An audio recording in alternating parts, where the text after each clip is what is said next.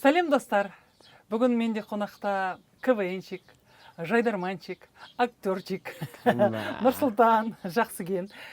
Нұрсұлтан, сәлем, қалың қалай? Сәлеміз, қалыңыз қалай, жақсы ма? Нұрсұлтан,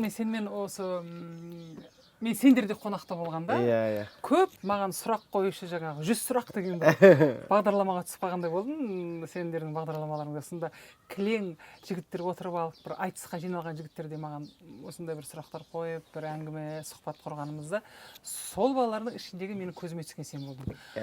Неге дейсің бе? Неге? Өйткені сен сондай бір көріндің маған.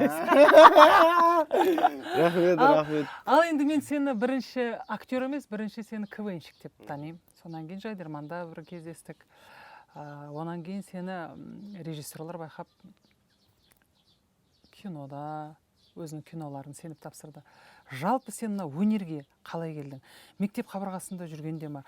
Туа бітті, осы бала өскенде әртіс болады деген әңгіме болды ма? Кішкентай Нұрсұлтан қандай еді? Бала кезінде енді бірақ әлгіге дейін кішкентайсың ба? енді сәл өскенім ғой енді. Алматыға өскенімді айтыңда. Үлкен жігіт болып қалыпты деп жүрсін да енді ел. Балалық шағам Созақ ауданы Шолаққорған ауылында өтті, сол жерде өтті. Енді кішкентайымнан шыққым келді, кәдімгі актер болғым келді. Айнаның алдында өлең айтып, кәдімгі майтфондар ғой, өлең деп ары айналдырып, бері айналдырып, оны фонограмма айтып, отының үстіне шығып өлең айтып, кәдімгі ұялмай. Бір кезде тұрды да, өнерге түсем, жүргенге түсем деген кезде әкем айтты, сен не аласың жүргенге түсіп, ертең баламыз не деп мақтанамыз? Маймыл дейміз ба? Ертең ары кетсе тамада боласың бітіргеннен кейін. Жүресің сөйтіп ертең деді. Ой, пірмай, тауым шағылып, атым арып, болды онда. Жарайды дедім да. Сосын кейін кеттім, амал жоқ. Ұбытымды алдым. Бірақ мектеп кезінде КВН ойнап жүрдім. Сосын 2009 жылы Астанаға бардық, фестивальға, маусым ашар дейді ғой енді жаңағы. Есін аға сол жерде барып, Созақ ауданы атынан құрама болып шығып келді, бір Сырел лигасында, сіздің туған жеріңіз, Қызылордада. Қызылордада ойнадық бір жарым жылдай. Сосын кейін барып, келгеннен кейін мектеп бітіріп, жүргенке тапсырған естем шығармашылық өтіп кеткен. Одан кейін барып, партбенамын жоғалтып алдым, қалада жүргенде, Алматыда жүрген. Ең алғаш келгенде білмеймін ғой енді. Орысшаны да білмеймін, среднейде төмен ғой орысша. Жаңа жерде. Сосын кейін білмей жүргеннен кейін жаңа партбенамын жоғалдым, ақшам жоғалтым. Сосын ауылға қайттым, қойшы құрсын, бәрі құрсын. Қайттым да папам, әке-шешем айттым, бірақ баталарыңызды беріп жіберіңіздер мен. Дұрыстап жіберсеңдерші міне. Қалай болса солай жібере салдыңдар. Осындай болып жатыр. Бәрін жоғалтып қайтып келдің деп па? Иә, сол шынымен де әке-шешенің ақ тілегінсіз болмайды екен негізінде ешнәрсе. Содан кейін барып ақ тілегін жіберді, сосын кейін Алматыға келіп, әйтеуір келіп алсам болды Алматыға деген әңгіме ғой менікі. Сөйтіп келдім де Казгуға түстім, филология факультетіне түстім. Қазақ ұлттық университетіне түстім де, сол жерде филология факультетінде. 27 қыз, 4-ақ бала оқимыз ғой жаңа жерде. Ой, гүл болған екенсің. Гүл болдым ғой, сабаққа келмесең бірден білініп қалады да. Сосын кейін барып келіп, сол жерде оқып, КВН ойнадық. Одан 2010-нан бастап 2014-ге шейін КВН ойнап чемпион болдық.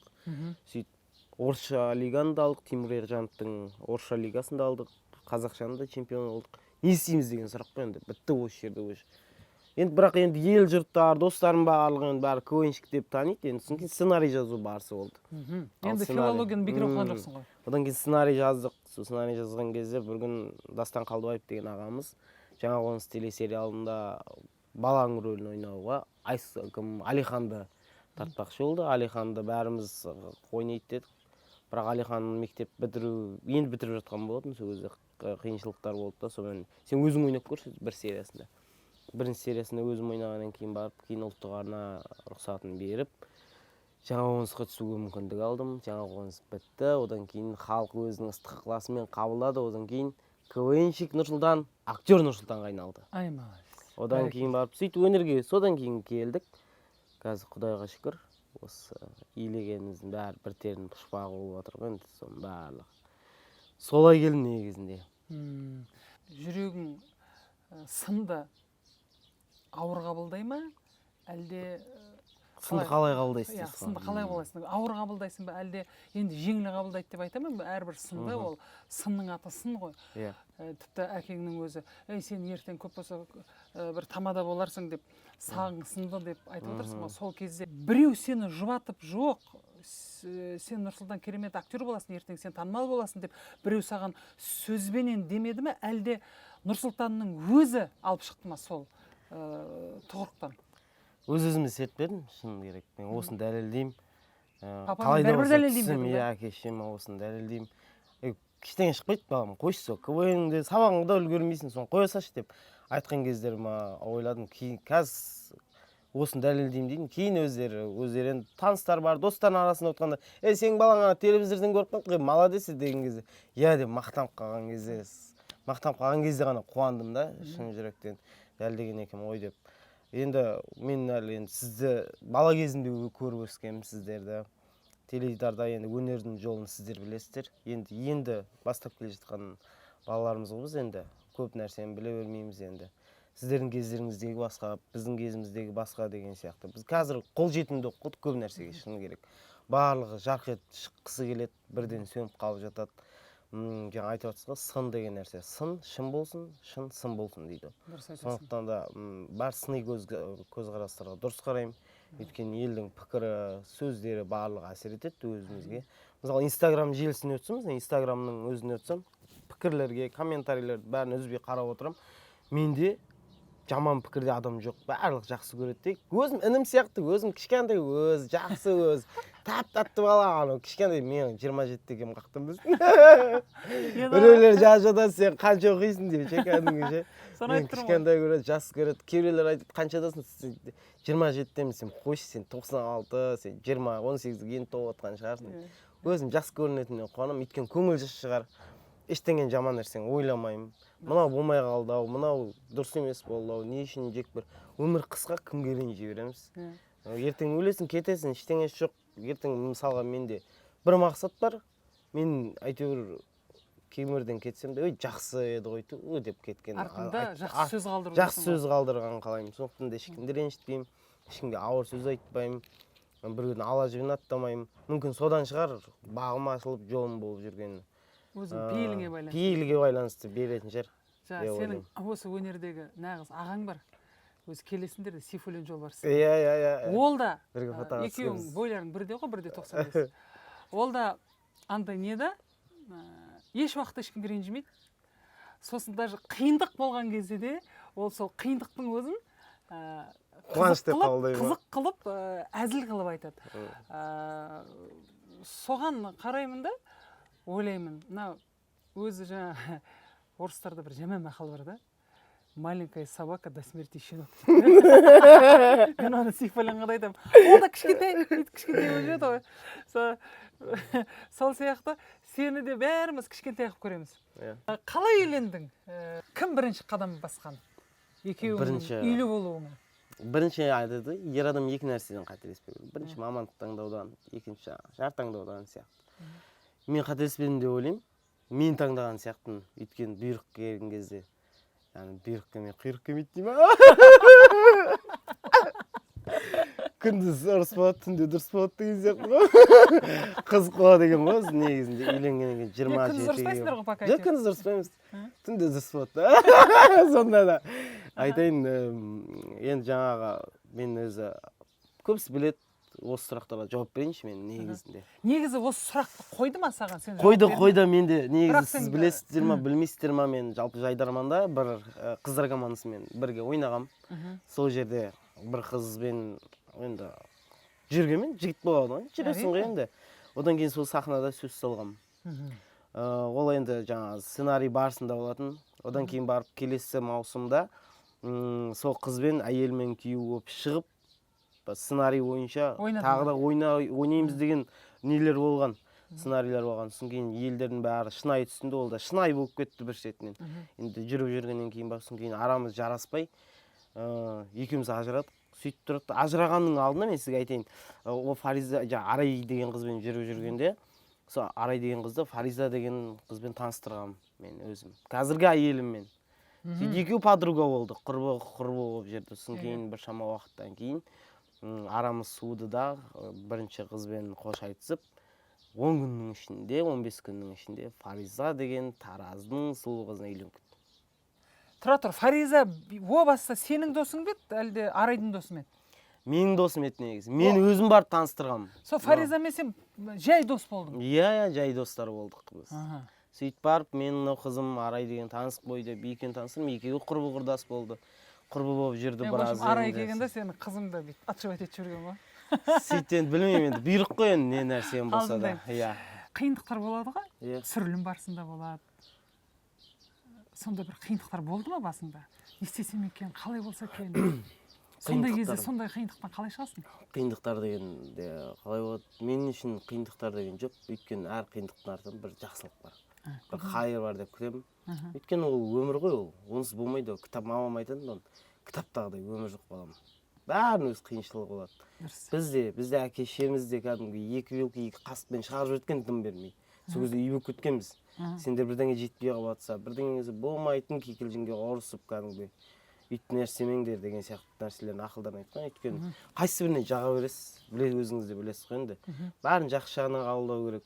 Енді түсірілім барысында қиындық туралы айттық. Енді қандай бір қызық оқиға болды? Әрдайым қызық оқиға сенде көп болатын сияқты. Қызық оқиға көп болады менде.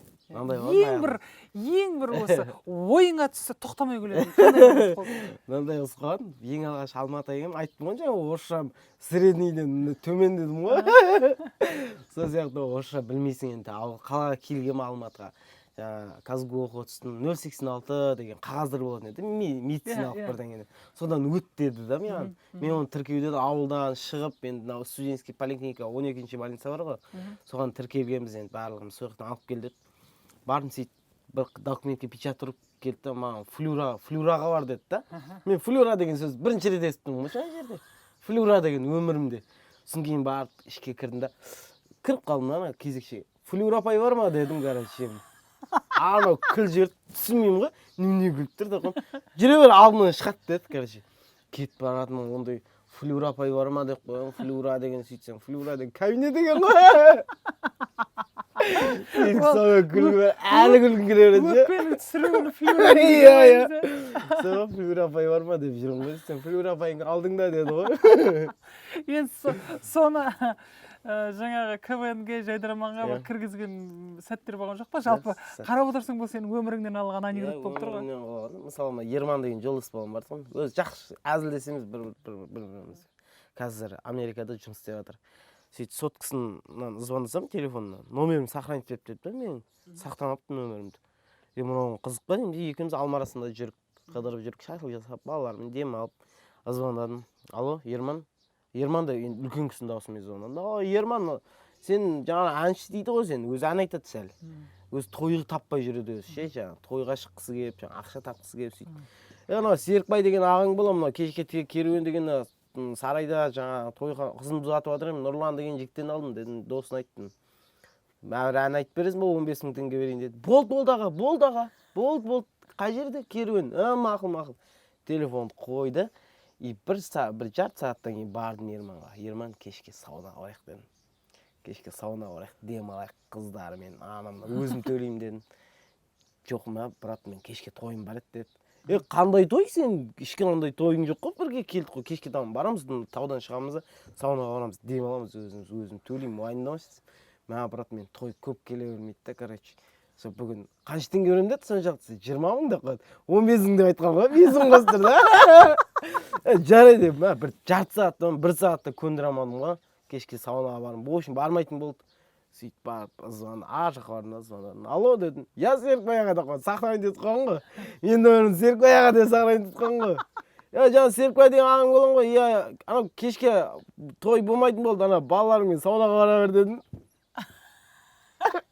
Жақта өзі естілмейді, не болып жатқанын үйт қаратты, маған соткасын лақтырды ғой. Сөйтіп бір аптадай сөйлемей жүрді ғой, мен оны қонаққа шақырып, узбечке апарып, бір жерде бірдеңе алып беріп, сөйтіп кешірім сұрап, кәдімгі бетін бері қайтқан кездер болған. Сен өзің қатты қалжыңдайсың ғой деймін, достарыңмен? Қатты қалжыңдаймын, иә. Сені сөйтіп алдаған кездер болды ма? Өзің бір қалай түсіп қалдым деген момент болды ма? Ондай болмады. Мен шустрыймын ғой, қатты алдана бермеймін. Да? Енді қыздарға алданып қалмасын ғой. Сен Фаризаға алданып қалған сияқтысың ғой. Мүмкін солай шығар. Өйткені Фариза 15 күннің ішінде сені фак деп өзің жүріп жүрген қызыңмен алып кетіпті ғой сені. Солай енді. Сенің біз білмейтін, сенің көрермендерің білмейтін тағы қандай өнерің бар, сырың бар? Менің сіздер білмейтін өнерім енді сурет саламын мен. Сурет жақсы саламын. Бірінші класстан 9-шы сыныпқа дейін республикалық жарыстарда бірінші орынды бермегем ешкімге. Өйткені әкем кинотеатрда суретші болып қызмет атқарған.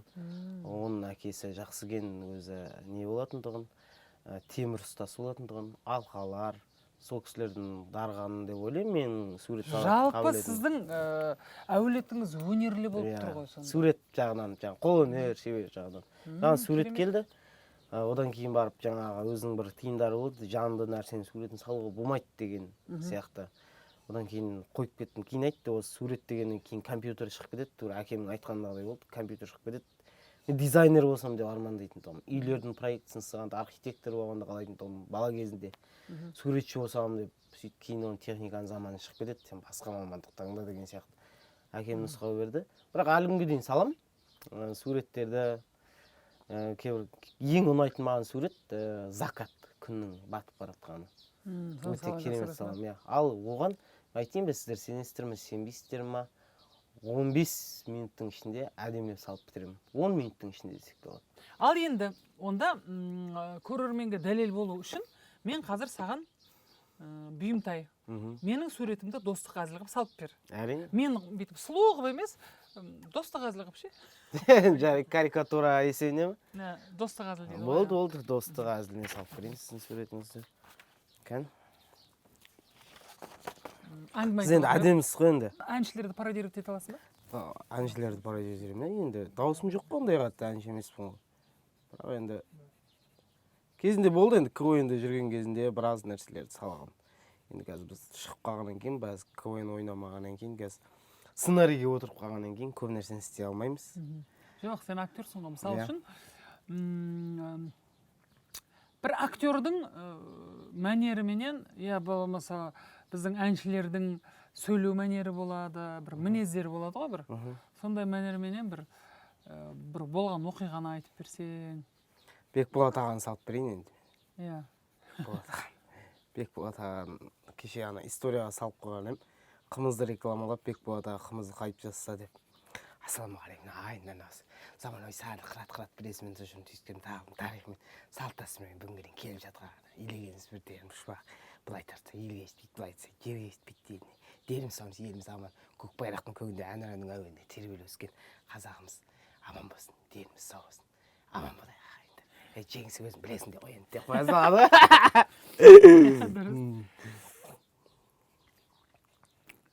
Енді сол Бекболат ағаны салып бердім, Бекболат ағаны енді қалғандарын енді көреміз енді.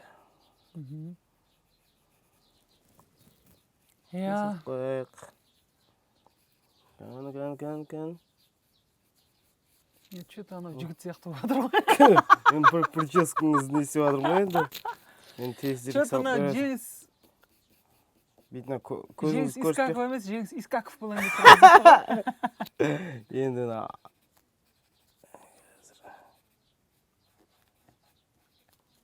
дұрыс қой, енді мен достық әзіл дедім ғой.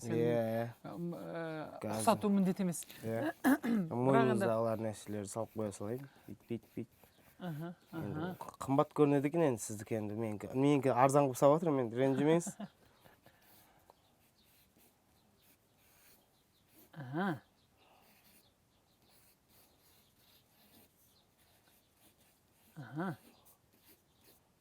Мен де сурет салатыным бар ғой.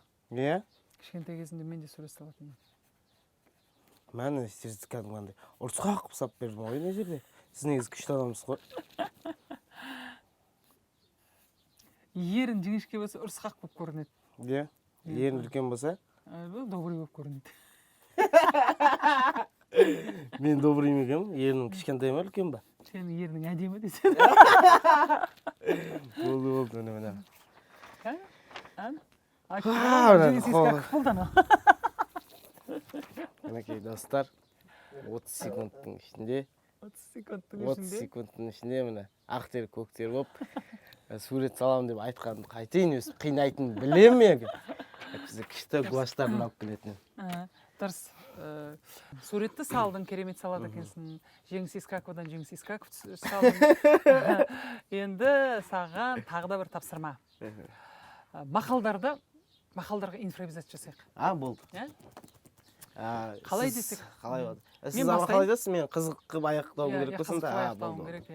Ас атасы. Ас атасынан. Ас атасы. Ас атасынан жеңшесі пирожки. Ас атасынан жеңшесі пирожки. Ас атасынан. Қызым саған айтам. Үйлерді жинап тастар. Қызым саған айтам, келінім сендің да. Иә. Сонда қызым саған айтам дегенде келін үй жинай беру керек десе. Иә, келін жинай беру керек қыз ол. Ал енді бізде тағы бір мақал бар. Төртеу түгел болса, жігіттер квартеті келеді. Ал жігіттер квартеті келгенде төртеу түгел болады. Иә, төртеу түгел болып тұрады. Еңбек етсең ерінбей, тоялғанның кредитің жабылу. Еңбек етсең ерінбей, кредитің жабылады. Тіленбей. Иә, міне. Әдем болды ғой. Иә, еңбек етсең ерінбей, кредит жабылады, тіленбей. Иә, міне. Осы мақал мәтелдердің бәрін қазір импровизация жасап, современный алып жүреміз ғой, қазіргі заманауи жағдайға байланысты. Жақсыдан үйрен. Жаманнан Жириновский. Жаманнан Жириновский. Болады. Өтті. Бірлік болмай. Инсан болмайды. Бірлік қой инсан дейін. Болады. Иә, бірлік болмай. Не ексең? Соң арендасын төлейсің. Дұрыс қой? Жерін арендасын төлейсің ғой? Не ексең? Біреу тоңып секіреді. Біреу тойда секіреді. Болады, тойда секіреді. Дос жылатып айтады. Нұрсұлтан күлдіріп айтады. Бәрекелді. Қыз өссе, елдің көркі. Гүл өссе, Акиматтың көркі. Акиматтың алдында гүлдер болады. Жылмаңдар дейінші. Қоянды қамыс өлтіреді. Эстоны таныс өлтіреді. Танысың бар ғой, жөндеп тасташы, братан несінің колодкасы кетіп жатыр еді, ауыстырып тасташы. Сонымен бесплатно жұмыс. Соны бесплатно жұмыс. Эсто жауады. Керемет. Енді бір қызық өткенде бір сұрақ қойғанмын, осы сұрақты саған да қойғым келеді. Мына өмірде неден қорқасың? Бірінші енді Құдайдан қорқам ғой. Одан кейін Құдайдан қорыққан адамнан қорқам. Болды. Басқа ешкімнен қорықпай. Ата-анамнан қорқам. Сосын кейін ауылда көше жақта Тузик деген ит бір жаман істейді, содан қорқам. Әзіл ғой енді. Құдайдан қорқам. Сенің өміріңде, сен үшін, сенің жан-жағыңда, айналаңда ең бақытты адам кім бүгінгі күні? Ең бақытты. Сенің айналаңда, сенің жанұяң дейміз ба? Сенің енді айналаңда ең бақытты адам кім деп ойлайсың? Ең бақытты адам. Ол жайында ойланып көрмеймін, бірақ бақыт деген жүректің тыныштығы ғой.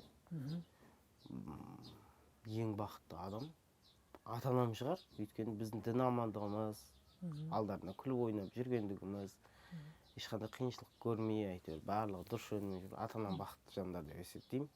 Менде ата-анам бар, бақытты жан. Өзімді бақытты жанмын деп есептеймін.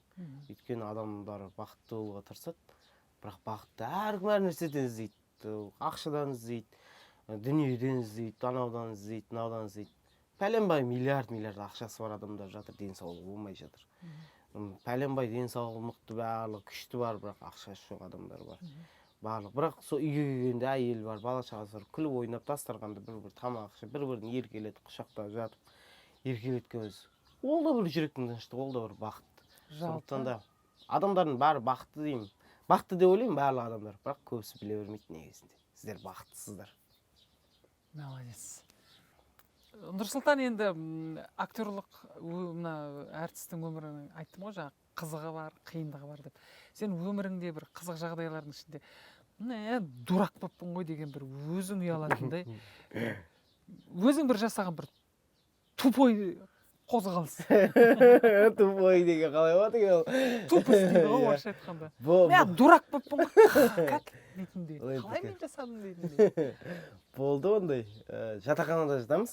17-ші жатақхана, Қазақ ұлттық Казгудың. сол кезде біз енді 500 орындық болса, соның 400-і қыз, 80-і баламыз. Ойбай. Бір коридорда 2-ақ бөлме балалар болуы мүмкін, қалған бәрі қыздар. Өзі өтірік айтып, өтірік әңгіме, гитарамен айтып, тамақ ішіп кетесің, қыздардан сөйтіп жүресің ғой енді. Қалай да болсын тамақ ішіп алған кезде сол кезде бір мынандай істейтін тұғым. Салфетка бар емес, салфетка. Соны салфетканы сулаймын да, бәрін сулаған бетіме жапсырамын, әдемілеп жапсырамын кәдімгідей. Сөйтіп фенмен кептіремін, бәрін фенмен кептіремін да, жыртамын, бәрін әрқайсысынан жыртамын да, гуашьпен бояймын. Сөйткенде ана тері жыртылып тұрған сияқты болады да бетіндегі ше. Сөйтіп коридорда тұрамын.